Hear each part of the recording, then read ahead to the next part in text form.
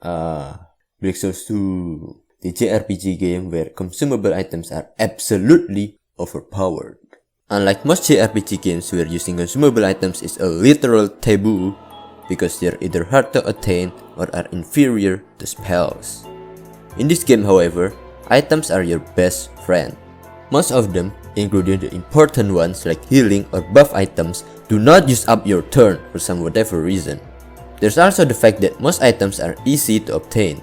You can just buy them from NPCs. In short, as long as you don't die in a single turn, you can just heal yourself to full every single turn with no drawback. And that makes the game much easier to beat. Which leads us to the question, can you beat Black Souls 2 without using items in battle? The rules are the following. 1. You cannot use items in battles under any circumstances. This menu right here, not real. 2. Items used outside of battles are allowed. This includes all kinds of items. 3. You cannot preemptively use items outside of battle to apply effects that get carried into battles. An example of this is Golden Meat. You can use it outside of battle and start a battle with Madness. That's not allowed. 4. Grinding is allowed, but I'll try avoiding it unless I hit a roadblock. 5. The first New Game Plus must be Ending G, which means you cannot abuse New Game Plus to get duplicates of stuff until Ending G is beaten. 6. Chaos Dungeon is not allowed until Ending G is beaten to prevent progression skip. And last but not least, the challenge is considered complete once Ending H is beaten. For clarification, items and equipment are not the same. Without further ado, let's get started. Just to prove my point even further that classes don't matter, I chose the Explorer. I immediately used Black Ash to get the cheat rings and change the difficulty to 9. The early game was just a series of looting items and corpses. Because it's difficulty 9, fighting the first boss the first thing in the morning is downright impossible. So I took the usual hall skip into Pond of Bloody Tears. And since this was difficulty 9, any encounter with any enemies equates to my death, which was fine. Being hollow prevents nightmare spirits from invading. I made a covenant with Dodo and learned how to run faster. Her covenant is the best for the early game because with the amount of cheese I had to do in the early game, speed was the only stats that mattered. I went to the Spore Forest for Unseen Paper, then back to the rabbit hole and met Fernai, who later betrayed and backstabbed me. I don't wanna talk about it. In Fuming Forest, I found Jean's Shield and the first fairy / folktale. Each of them will grant you 5 levels. Armor of the Sun, and using Unseen Paper, I could skip Bandersnatch into Billingsgate Fish Market.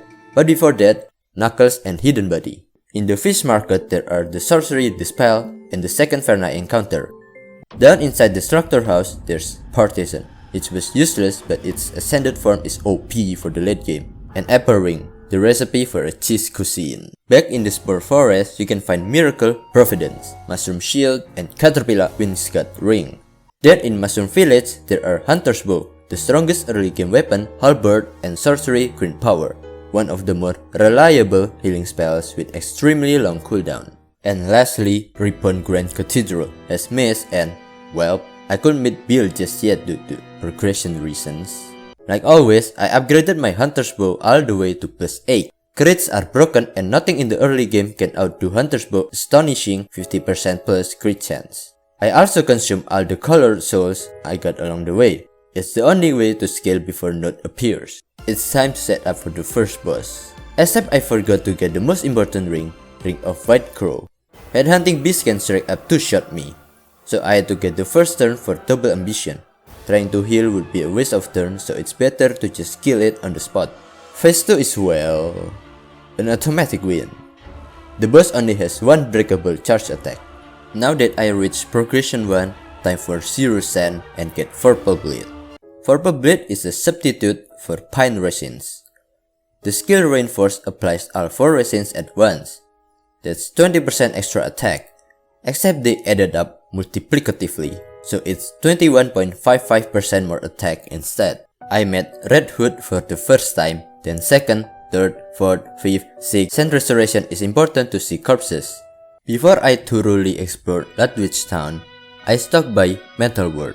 There are Spell Stoneplate Ring, Shadow Demons I met nurses walking around, every American's favorite weapon, and I don't think I'm ready to relive this moment. Yeah, no, I'm skipping it. Sorcerer's Staff, What the dog doing? Ring, Ruinous Storm, Storm Ruler, Sniper's Ring, and the Dentist. Before I fought Edith, I had to explore more. Yay! The local tavern has Ring of the Enduring, cheese, but not the type that I will be using. Bunny Girl, tasty looking rooster, and a murder case. I need to fill the library, you know. Down in the sewer, there's yet another murder happening. There's my first gun. Don't forget to talk to Griffith for a free mysterious shard. I got out of the sewer to purposefully fall back down for Ring of Steel protection and Sorcery Flame.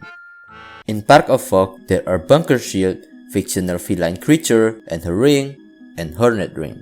With Cheshire Cat's ring, you can get the Choice Rifle safely. Then I flipped the underground switch and met our resident fanboy. Bill's Covenant is mana, which is irrelevant. I bought all the available sorceries, but realistically, I only needed Soul-like, Poison, and Poison the sequel. With the pass Bill gave me, I explored Garden of Heart for Target Shield, Poster's Ring, and Phantom Thief's Mantle. Don't forget to meet Red Hood. Once you enter Red Castle Frizzle, she's gone forever from this place. The only area notable in Frizzle is the execution site. By carefully traversing through the spiderweb, you can murder the executioner and get Morgenstern. If you translate it to English, it's Lucifer. To the left, there's a corpse that carries the Ghost Grid Shield, a shield that triples your guard. Before I went on a killer spree, I maxed out Dodo's Covenant and Hans machine gun. My first victim was the weakest nightmare spirit, Catch the Executioner. I tried to spam acrobatics, but he kept buffing himself as I slowly chopped off each of his limbs. In the end, he died peacefully with no resistance. His drop is Butcher Grid Axe, an instrumental instrument for Edith's fight later on. Time to tap off the Fairy Tale archive for some free levels. But before you can store any books, there's a beast running rampant that you have to kill. Vardus Beast Rascal. This is where I introduce you to the first cheese, the Dark Souls cheese. If you can just dodge roll every attack in Dark Souls, why can't I do it in its parody game? Forgetting to consistently use acrobatics was indeed the only way to lose. Other than using break, you can also attack using club to achieve the same thing. Funnily enough, I didn't even need to do the cheese because the boss died way too quickly. That's what blindly charging does to someone. Unlocking the archive is 15 free levels. Wizard of Oz, Jean d'Arc, and Rascal, the madness spirit I've just slain, each gives you Dream Soul, which is basically rare candy times 5. You can also get Little Match Girl from Ludwigstown Backyard at 0 cent, but I kept forgetting about it. Sorry Elma, I have nothing personal against you. Dream Souls are worth more XP the more levels you have, so it's better to spend all your souls to level up first before using them. The benefit of not being able to use items is that I can sell all of those items for a lot of souls early on. There's still a madness spirit I can easily chase with evasion. You can climb down a well near Little Cemetery's bonfire and encounter the 7 little goats. But there's only one. More goat every turn! You may think getting gangbanged by 7 different goats would be too overwhelming. But if they're all blind and you have AoE spells, even fetuses can win against them. Storm Ruler is the only viable AoE attack at this point of the game. I only needed to use it twice and the fight was over. Ah yes, very smart of me. I kept spamming acrobatics but forgot the other 30% evasion. I had the correct equipment this time and because I was lazy, I just spammed Morgenstern normal attack to collectively beat up the goods. That's another free 5 levels. For Edith's fight, I opted for maximum speed to match hers. Since Edith's attack will straight up ignore evasion, I will have to use a different cheese. Slave Lab Summons!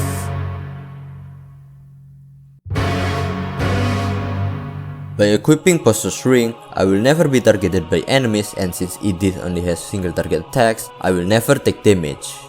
Until Hans dies at least. Since I cannot use items, my turns were numbered.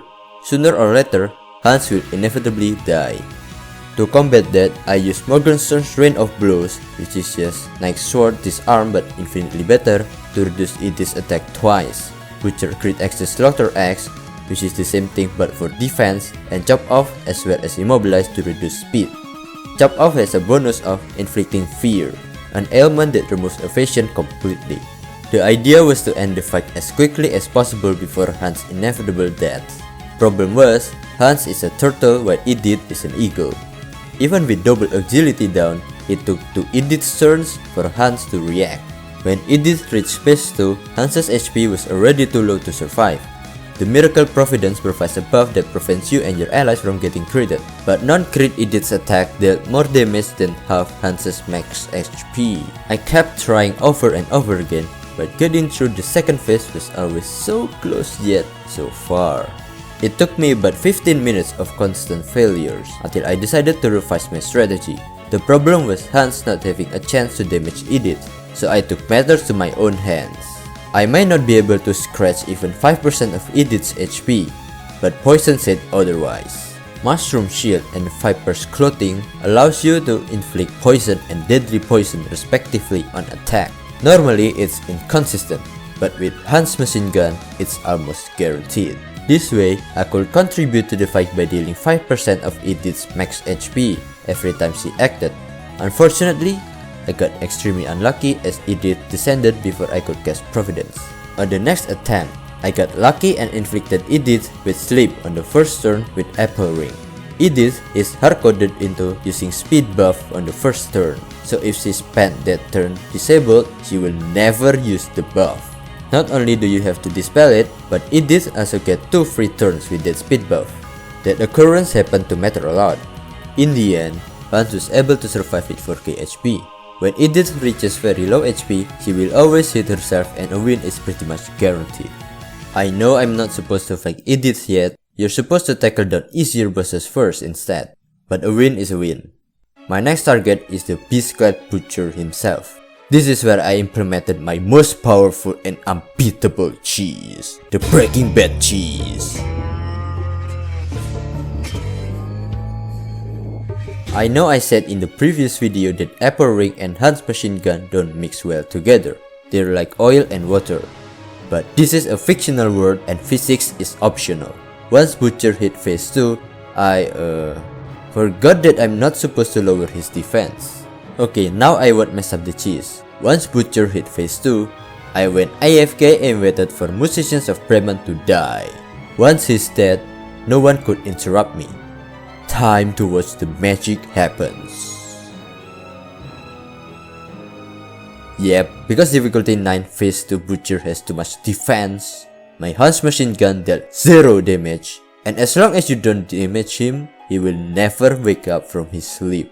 External damage like DOT does not wake him up. That's the strategy.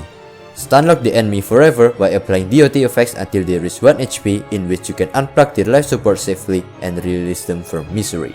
Strategy like this is supposed to be heavily RNG reliant.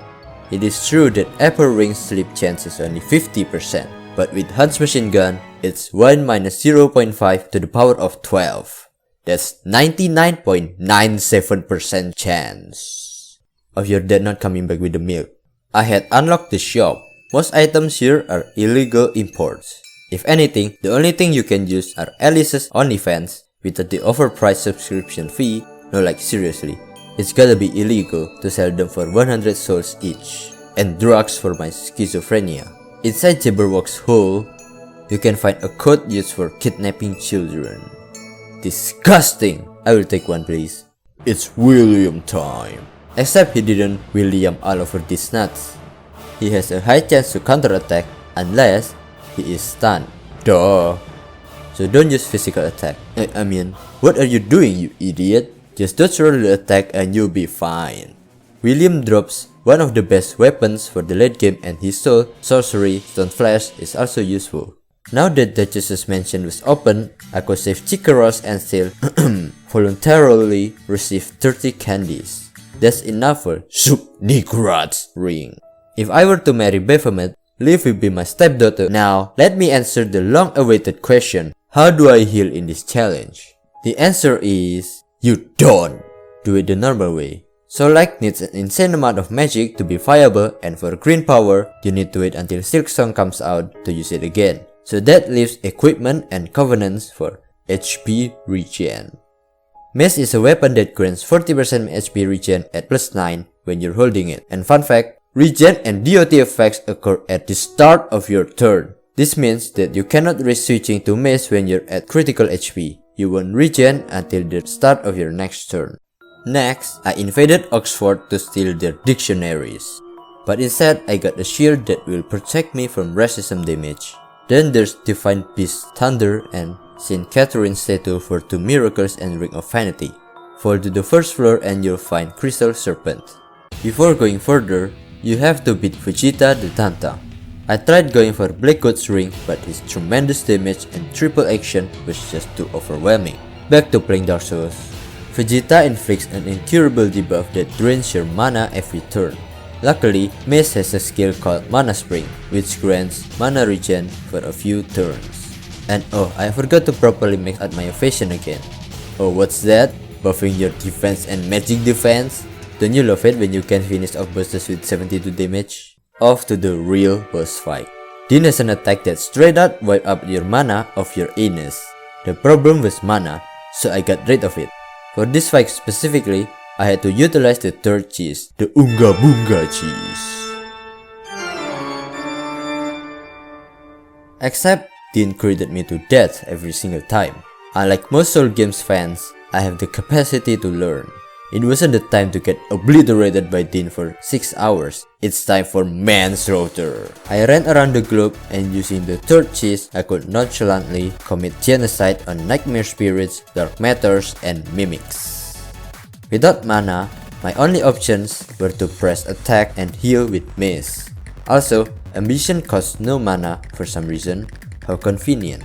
Most nightmare spirits drop useless rings, but one particular nightmare spirit, namely Acid Practitioner Hike. Wait, not this guy. This corpse stealing thieves. Hey, don't worry, I do that too. Drop Resurrectionist Ring. A ring that protects you from instant death attacks and critical hits.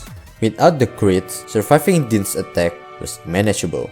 While his damage output was still high and deadly, his obsession on deleting my imaginary mana pool made the fight a lot easier than what it's supposed to be. Din alternates between attacking and draining mana, giving me a free turn to heal with mace. Moreover, his predictable patterns made me able to guard every time he attacked, effectively negating more than 80% of the damage.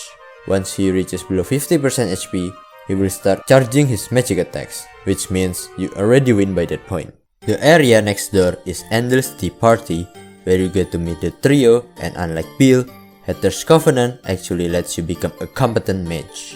The Clock Tower arc is here and time to tackle the first boss.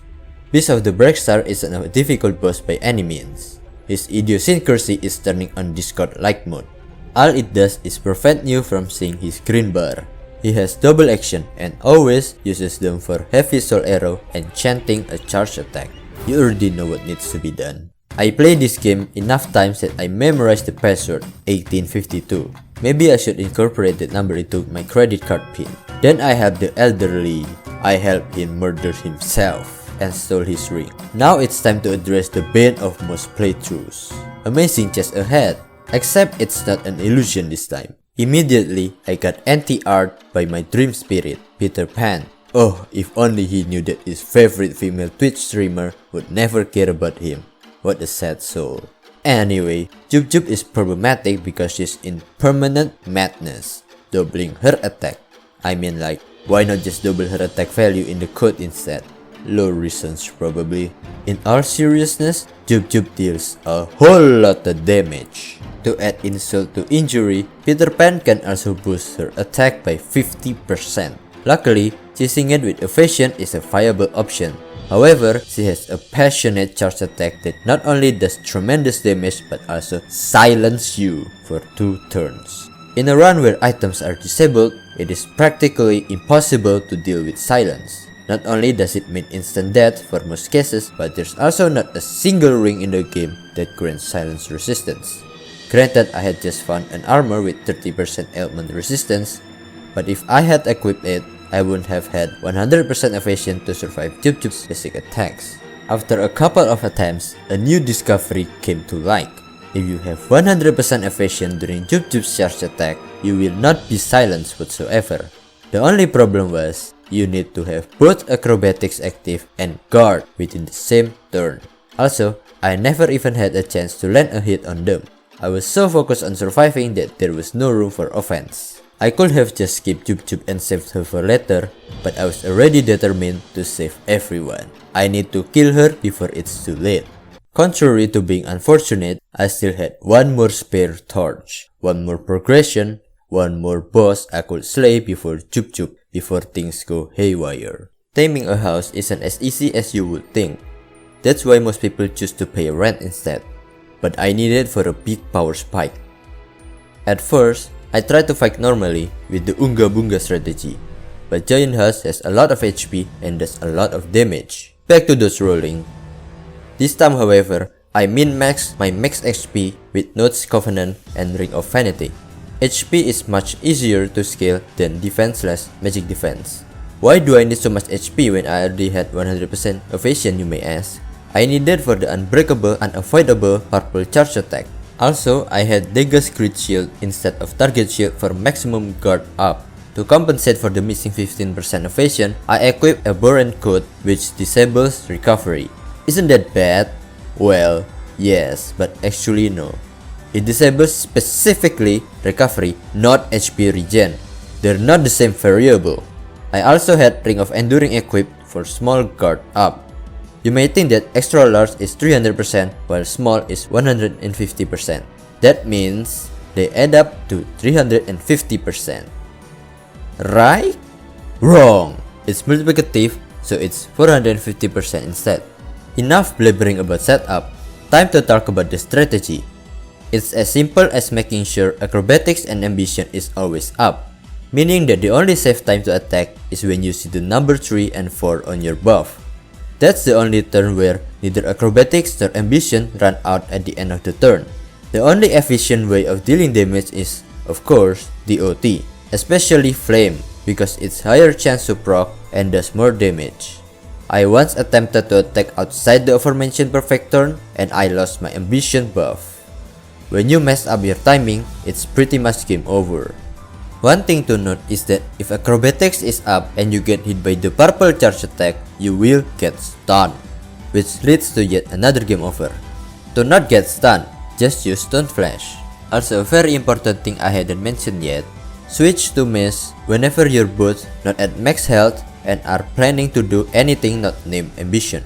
It's free regen and you will need every single drop of that HP to survive the next purple charge attack. In phase 2, Giant House will have higher luck. It will be harder to land the DOT effects, so just be patient and don't mess up the timing. A couple of minutes later, you will be rewarded with the best ring in the game, Black Rabbit's ring. With double action per turn, beating Jup Jup becomes doable. Running out of buff was no longer possible and you're guaranteed to have both acrobatics and guard up in the same turn while also having a lot of opportunities to attack. The game went from being a nightmare of a micromanagement task into a kid's toy. All you have to do to win this fight are the following. Make sure that both acrobatics and ambition are always active. Guard and switch to bunker shield whenever Jup Jup does a charge attack. Make sure to equip mace at the end of turns where your HP is not full. Dispel whenever Jup Jup has an attack buff. And apply DOT effects whenever you're safe to do so. What's annoying about the fight was the fact that there's 2 of them while Flame is a single target spell. Additionally, Jup Jup also has a chance to reflect spells, which made the fight much longer than normal. Since I had 100% evasion at all times, the reflected magic vanished to dust, so you can simply treat it as magic evasion instead. Also, did I forget to mention that Jup Jup, and every other boss with madness for that matter, applies madness on attack? Equipping Butcher's Ring is pretty much mandatory for that. Also, to deal with the low mana problem, since this fight takes forever to finish, just use Mace's Mana's Ring. Killing Jup Jup will reward you with Gear of Madness, a direct upgrade to your old sand manipulation device, and a bow that can apply madness. But more importantly, you are now free to do whatever you want without the fear of losing those who are allegedly close to you. You know what time it is? Time for boss hunting montage. You can also get the best covenant in the game now. An extra bonus action for free basically. The minus 50% speed is irrelevant because after a certain point, speed has no effect and the game becomes purely turn-based.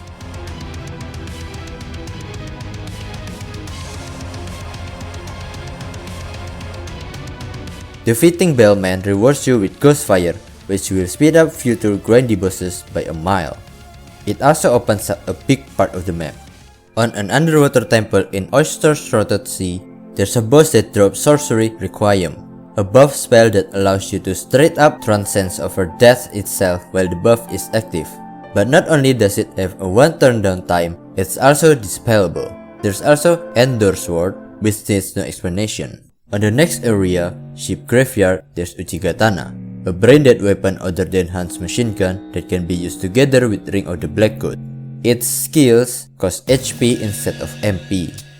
It's also better than Han's machine gun when your crit chance isn't particularly high.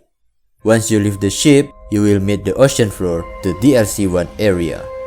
There are a couple of useful stuffs here, such as Sorcery, Power Within, Ring of Sin, and fake shiny items. As for the boss, we'll come back for it later. For now, let's go back to hunting pushover bosses.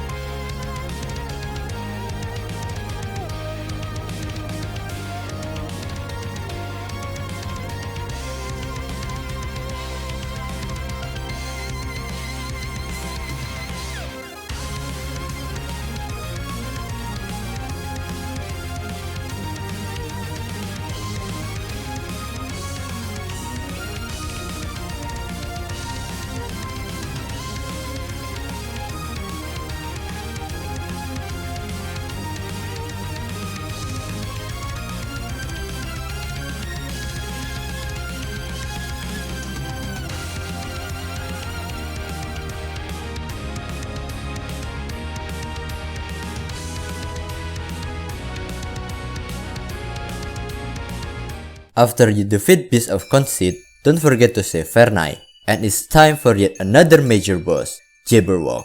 This fight is optional, but I'm a devoted side enjoyer. If I see any tall dragon lady holding a scythe, she will not be left untouched. I'm talking about Wicked Dragon Jabberwock, of course. The fight was nothing special until Jabberwock started to use her charge attack, which cannot be evaded and does 100% of your max HP as damage, aka instant death. The easy solution for this is Resurrectionist Ring. Before reattempting, I ascended my purple blade to purple sword, which has Jabberwock Slayer in it. Totally a very wise way to use my scars and limited or slap. The 15% stun chance my purple sword had kept stun locking Jabberwock when she's trying to do the charge attack. I guess a lore accurate Jabberwock fight was just not the same. The reason why I insisted on killing Jabberwock was due to her soul weapon, Rotten Scythe Jabberwock, the most brain-dead weapon in the game as it does percentage-based damage, basically a walking Ghostfire. Then I killed a simple-minded rubber dog out of spite. No, I meant, I needed the best sword in the game, though not right away. I could still use her for other purposes. Then I came back to Carol River to collect my fairy tale book from Vernai. Except, he wasn't there. He's gone forever and ever. I accidentally soft-locked myself from getting the fairy tale. So you see, after you rescue Vernai, he will help you vanquish the 3 nightmares of Wonderland, Jabberwock, Bandersnatch, and Juk Juk. Yes, that's right. I killed Juk Juk without Vernai, or rather, I killed her before I rescued Vernai. Vernai only comes back to Carol River once you defeat all 3 nightmares together with him. Because I haven't defeated Juk Juk with Vernai, he's stuck waiting until he joins that fight. Except, that's no longer possible. The Mad Bird is already dead. I should have killed him when I still had the chance. Whatever, I'll just fill the library later on New Game Plus. In any case, it's time to fight Zero Saint Elizabeth. The first and second phase isn't real, so let's just pretend that there's this abstract concept called parental love. This fight was supposed to be hard. However, I used this Omega Big Brain thread called spam the attack button with arguably the best weapon in the game, and that icon seemed to glue cements itself to Elizabeth at all times. Hey, you can blame me on something outside of my control. That wasn't choosing the fight, it's called abusing game mechanics. After defeating Elizabeth, you can visit Nameless Forest, where you can find Ring of the Abyss, the best armor in the game, Miracle Soul Shield, a funny looking spider that will appear in your wet dreams, and the enormous turnip. No, not that enormous turnip, the one that was made out of human amalgamation. I equipped my Darkwood Grain Ring, and what happened next will shock you. At Abandoned Session Hanover, you can find Adultery Ring, minus 99% attack. Surely it's the most useless ring in the game, right? Right? Then I went on a little playdate with the succubus that will surely not suck the life force out of me. Inside the train, you can find Mosquito Ring, which can apply poison, deadly poison, and bleeding on attack. The perfect cheese item. Also, this is actually how most people travel to Australia. If anybody tells you otherwise, tell them to blink twice. You know, it's not a real amusement park without meeting the most wholesome and child-friendly clown. I think this is the perfect time to introduce you to the most powerful cheese in the game, the Breaking Bolt cheese. A refinement to the old unreliable second cheese. Adultery Ring is useless, you say? Let me tell you otherwise, not with convincing words, but with undeniable proof. Okay, I don't know why I tried to damage him despite the cheese mandated me to specifically not damage my enemies with direct hits. Oh god, since when did Winnie the Pooh get this dark? Precat's death is optional, so... Do I need to explain what transpired here? I also forgot to mention, due to how niche it was, that Drake Sword has a chance to burn enemies, making the fight less shorter. This ring obtained. With the Slave Empress down, I possess the strongest magic attack in the game pre-DLC, which means it's time to visit the shadow of an old friend. On Beach of Grief, there's a secret passage to the right leading to Ghoul's Den, a familiar and nostalgic atmosphere. After you beat Meriphilia, you can challenge her an unlimited number of times, but she gets stronger as you win more. And you get a hell ton of souls for winning, especially with Silver Ring of Avarice equipped. Since I would be farming her for souls, I wouldn't choose nor fight normally. Instead, I had to win on the first turn. Using the Hidden Ring of Reckless Hero and Onimusha armor set, I could reach 100% crit chance without relying on buffs. Additionally, to maximize my magic, I equipped Demon's Catalyst plus 5, Templar Shield, Dust Crown Ring, and Hatter's Covenant. For the game plan, I equipped Ender Sword at the start of the fight. Combined with Black Rabbit's Ring, I had 3 actions to spare. First 2 actions were used for buffing, Power Within, and Blessings of Magic, better than Ambition on this specific scenario, and the third one was used for Heavy Soul Discharge. Until I realized I could have just used Mad Bird Shriek instead of Blessing of Magic, which I did on the later fights.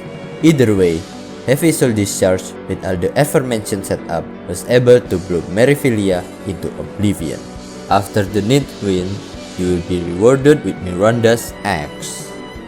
After consuming lots and lots of the game's title without the Roman numeral in it, I'm ready to subjugate the boss of DLC 1. I didn't invite Pinocchio with me because he kept lying to me on how to summon him. It's fine though, I was still accompanied by a long nose. Let me present to you the power of Dragon Mommy's Scythe. Normally, I would have had to grind until around 10,000 sets to deal even the slightest of damage. But Jabberwock's Scythe deals 1% of enemies' max HP as damage on attack while also having skills that multiply that.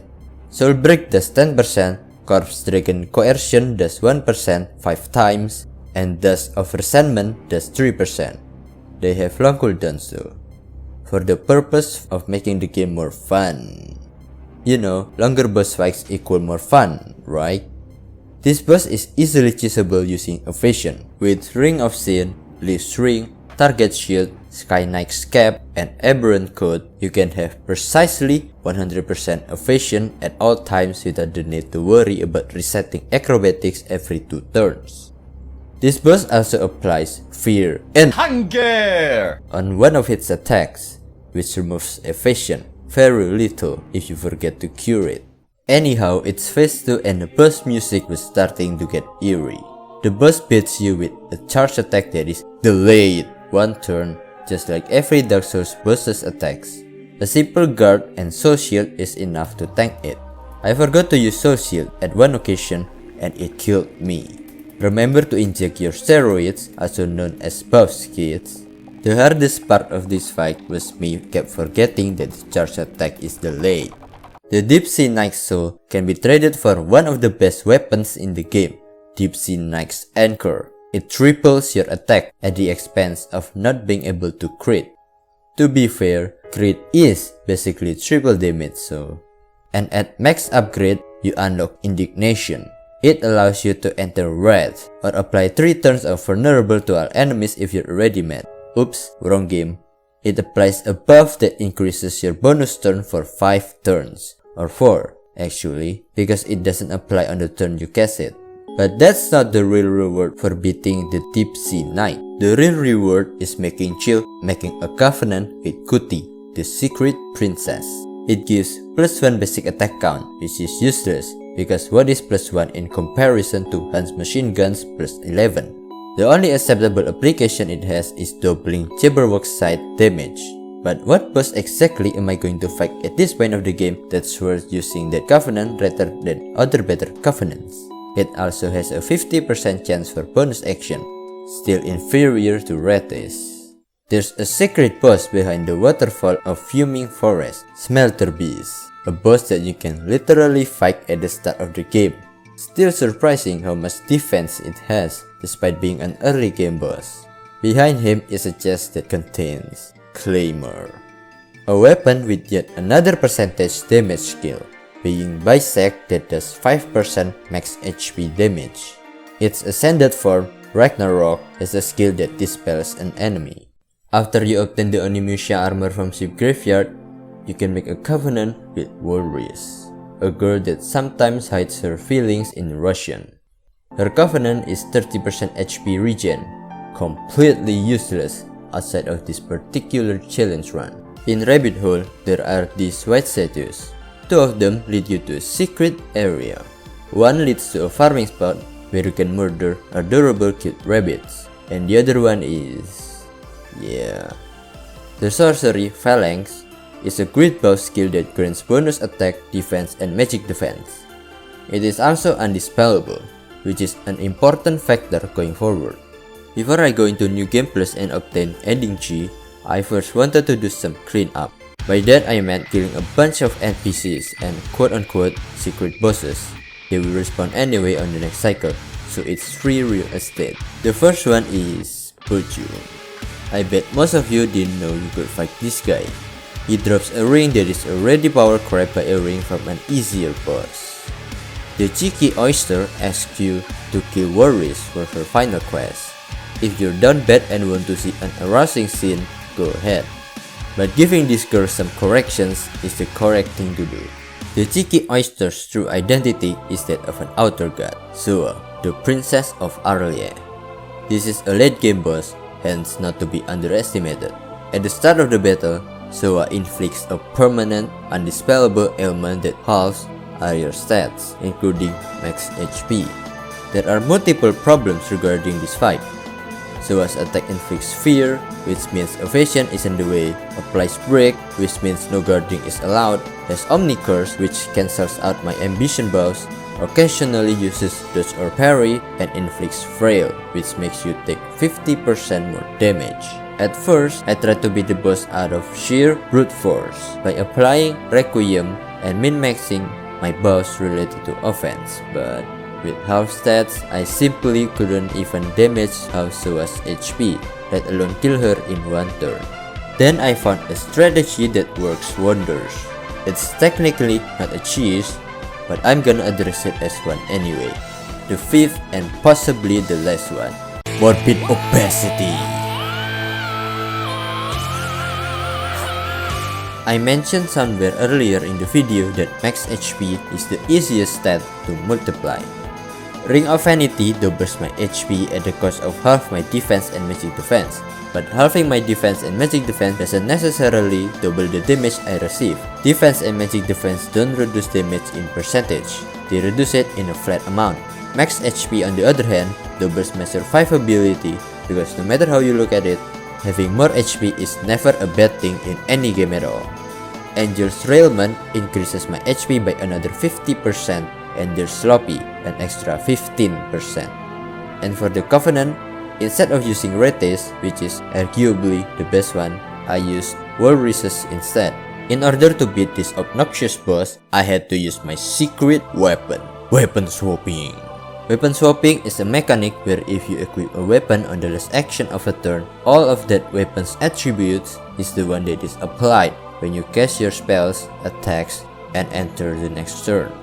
This is especially useful for tripling your attack at the expense of being able to crit by swapping to Deep Sea Knight's Anchor on your last action of a turn while queuing up weapon-specific attacks like Kikoku Shushu on the preceding actions. But that's not what I use it for in this case. Instead, I abuse weapon swapping for Endor Sword. If I have Endor Sword equipped by the end of a turn, on the very next turn, I will have one extra bonus action. In hindsight, Retes Covenant and Sword swapping to Divine Punishment, Mrs. Ascended Form, is better for it is 20% more HP regen. To combat against Omnicurse, I equip Barber's Ring, which is dropped by a Nightmare Spirit in Red Custom Freezer that completely nullifies debuffs, but not ailments unfortunately. In total, I had 4 actions in a turn, one from Black Rabbit's Ring, one from Endor Sword, and one from Indignation. At this point of the game, I had to keep track on how many actions it is currently, which means every single time I used a skill, I had to count 1, 2, 3, and before the 4th one, swap to Endor Sword. I had to save non-weapon specific skills on the last action because I could still use them even when I was equipping Endor Sword. As 20k HP wasn't enough, I had to use Night Sprite to double it, and Mad Bird Shriek gave me 50% HP regen, if I remember to cure the madness that is. In the middle of the battle, another issue occurred. Zoa can drain MP. Yeah, I could just use Mana Spring, but instead I went for something more niche. Victorious Covenant gives you HP and MP regen, half of her resist value, but the MP regen was what I needed. The cool thing about MP regen is that it occurs at the start of my turn, so even when all my MP was sucked dry by Zoa, I still had all the MP I ever needed when it's my turn. Also, I stored all my weapons that I wasn't planning to use because Jesus Christ, having all those weapons in the inventory stressed me out. It took forever to find the weapon I needed, and I had to constantly change weapons. Last but not least, if Zoa's energy drain crits, it instantly drains all your remaining HP, resulting in an instant kill. Gotta rely on Resurrectionist Ring again. After an hour of attempts, it's finally over. I hope I don't have to fight more bosses like this again.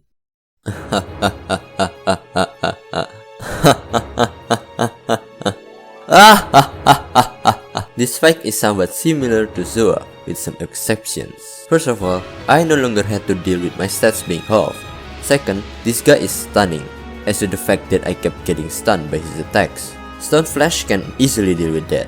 Then he has an attack called Crit Once Roar, which dispels all my buffs. Some buffs like Stone Flash, Phalanx, and Indignation are fortunately undispellable. The problem is that Night Sprite and Ambition got erased. What's worse is that Night Sprite cooldown is 20 turns, so it's not a reliable buff to have.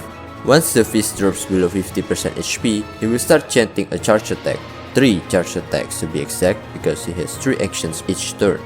I tried to break it, but my luck wasn't high enough compared to the fists, so it failed. What makes this fight a lot easier compared to Zoa is that you have access to the most broken mechanic in the game, Guard. I just needed to remember to count to 4, 1, 2, 3, switch to Endor Sword, then Guard. Once I figured this out, the fight became a breeze. Also, I didn't know the boss music was actually a banger till now, because I have always killed him too quickly. God's Odd Fist's Soul can be transposed for God Fist's Ring. which doubles my defense and disables recovery. Yay! The time has come for me to make chill. Do not let this tiny bitch deceive you. She's an outer god, the cheeky oysters, Zoa, the princess of Arlea's sister. Immediately, you can see a problem here. No, it's not the awakening of my tentacle fetish.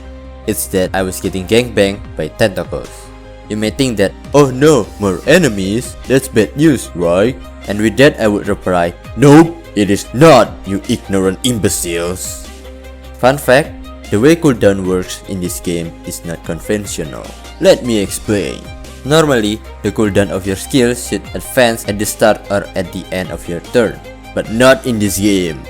Cooldown advances not only from your own turn, but also everyone in the battle's turn. Under normal circumstances, being a 1v1 situation, your skills cooldown are decreased by 2 by the time it's your turn again. But in this fight, because there are 6 practitioners, skills with a cooldown of 6 turns or lower doesn't have any downtime. This includes Ghostfire and Bisect. They both can be used every single turn. That aside, the pacing of this fight is truly brutal. The tentacles do a lot of damage. Kuti doesn't deal as much, but she can dispel my bows and apply madness, which mandates Butcher's Ring. Kuti also has a 100% chance to parry and reflex magic. I know I said the tentacles dealt a hell of a ton of damage, but only when they crit. By being immune to crit thanks to Resurrectionist Ring, as well as guarding every turn, they deal literally no damage, like less than 1000 damage. Bro, what is this? An early game boss? I still don't understand why I kept Soul Shield active at all times despite only taking around 8000 damage without it. The parry attack also felt like being stomped by an ant, so it's no big deal. Magic like Ghostfire on the other hand is a no-no. Unlike counter attack, Magic Reflect completely nullifies the damage taken. Once Kuti dies, the tentacles also die. This fight only took me 1/6 of what Zoa took me. Kuti's drop is Celestial Ring.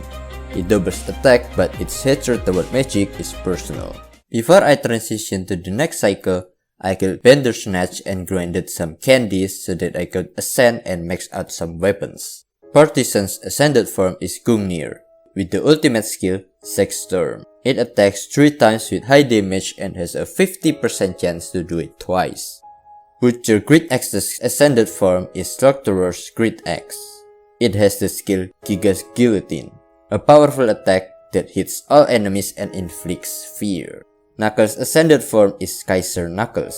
It has 100 Fish Ren. It's just Han's machine gun as a skill. I was pretty much done and ready to transition, after I found all the memories and defeated Dina, that is. You can also collect the Mock Tortoise Ladle. That weapon is extremely important in this run. I unironically lost to Dina.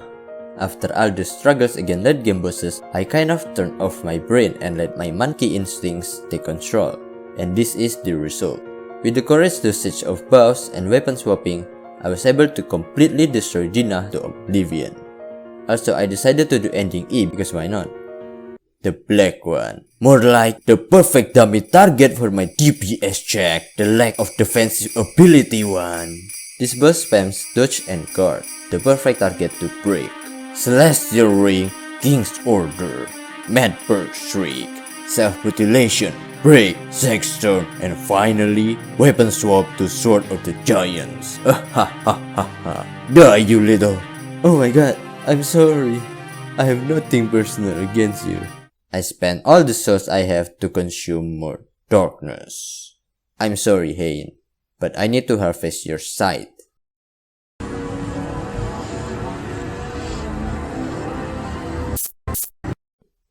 Yes, I'm ready to murder everyone. It's free sauce. How could I refuse?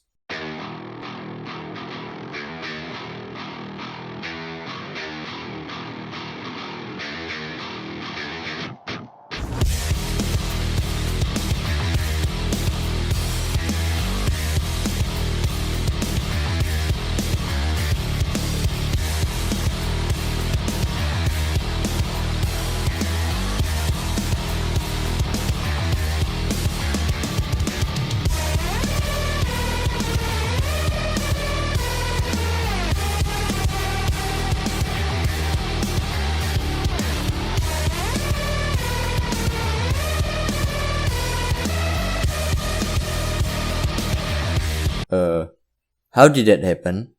Just like Kuti, Mock Turtle has 100% chance to counterattack and magic reflect. Installed my evasion build and fun gameplay ahead.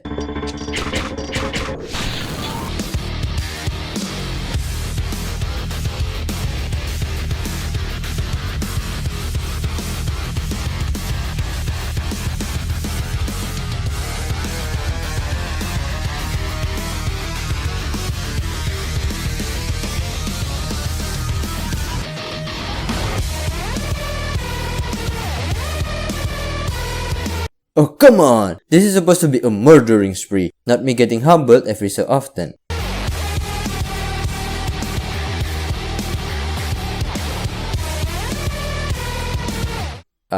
Of course. Wouldn't be a real challenge run if I didn't fight every secret boss. You get literally nothing from this, just pure regret. For this fight, I didn't bring any cheese with me, just normal RPG gameplay. For HP regen, since our covenants are unavailable, I used World Resource Ring, which halved my max HP but gave 50% HP regen. I was getting really tired at the time of the recording, because I was fighting Zo until not in one sitting, so my gameplay was sloppy and just looked so painful to watch. Note can apply sleep, but that specific attack hits 4 times, which means I always wake up from the 4th attack. Hey, even her second phase team is a lullaby. She also summons these 2 gears on half HP that get carried on phase 2 if they're still alive by then. On second phase, she can inflict silence, so evasion is mandatory. Rather than watching me dying from careless mistakes, let's just skip it to the winning attempt. On the first 2 turns, I buffed my offensive ability with Indignation, Phalanx, and King's Order. Then I used Requiem, not only to survive not sleep attack, but also to survive my own self-inflicted pain. Next turn, I went all in. Next turn, 100 Fish Ran, Giga's Guillotine, and Sword of the Giants to double it. Then I just did the usual, spam percentage damage skills and guard every turn until I won. Actually, I lied when I said you get nothing from this. You get 6 lines from Node. Whether they're important information or not, you get to decide for yourself. Before I got to choose between ending F and G, I got halted by the 3 nightmares. Then Meriphilia came out of nowhere to help me. And then you can just not fight them. Okay, you know what? Fine, let's fight them for fairness sake. Don't worry about the guy to my right, he's just my alter ego or whatever. There's nothing special about this fight really. They're just sandbags waiting to get punched. Unless Jabberwock revealed her true identity. She's a great one that orchestrated all. And the suffering, the deaths of your heroines, fake Alices, all of those are her doing. For the sole purpose of making Grimm as angry, as corrupted as he possibly can. Enough talking. Jabberwock the Abominable Evil unleashes mana draining fumes that drains 40% MP every turn. I tried using Mana Spring, but I was still in the red, so the only logical solution is to just kill her before I ran out of MP. 3 turns was all I got. Sex Storm alone was able to get her to low HP, but that's the only good part. Fortunately, I was able to finish the job with Hans machine gun combined with absolute precision, which thankfully cost no mana, because I was missing most of my earlier attacks. Mary's swag is just slam absolute precision and end of the story. Oh cool, it's time for the final boss. You can easily tell I'm extremely enthusiastic judging from my voice, because I'm too lazy to properly measure the area of randomness in which the boobies flings around when hit. I made some subtle adjustments to the boss's sprite. Hope you like it. The first phase is just spam break skill simulator and isn't interesting in any way or form whatsoever. The second phase isn't any better either. They just changed the charge attack into unbreakable and it drains mana as well as inflicts madness. Today I found out something revolutionary. Ragna Blast isn't your everyday dispel that is well balanced. It can dispel literally anything. The boss's unbreakable charge attack and even the beast mode buff that most majority of bosses get when they reach second phase is also dispellable. I still died anyway, voluntarily that is. I don't want this video to just end anticlimactically. Instead, I'm gonna do one thing I believe I'm truly passionate about, generating the highest possible number possible. The strongest weapon in the game in terms of raw power isn't actually Hans machine gun or God's Angel for that matter. It's Raw Docking Sword with its skill Frumious Wrath. This skill needs to be charged 9 times on different turns before unleashed. So let's count together to 9. 1, 2, 3, 4, 5, 6, 7, 8, 9. That icon right there is a premonition, an omen, that whoever is in front of me will be thrown into the 9 circles of hell. With all the stages set, let the shackles break free. 9.4 million damage. Okay, I forgot to weapon swap and double the damage. I'm a failure. My primal urge is disappointed with me. I don't want to upload this video anymore. That's the first half of the challenge. Part 2 is coming in next week. Times 4. Hopefully. If you don't want to miss out on when it's released, don't forget to subscribe. Bye!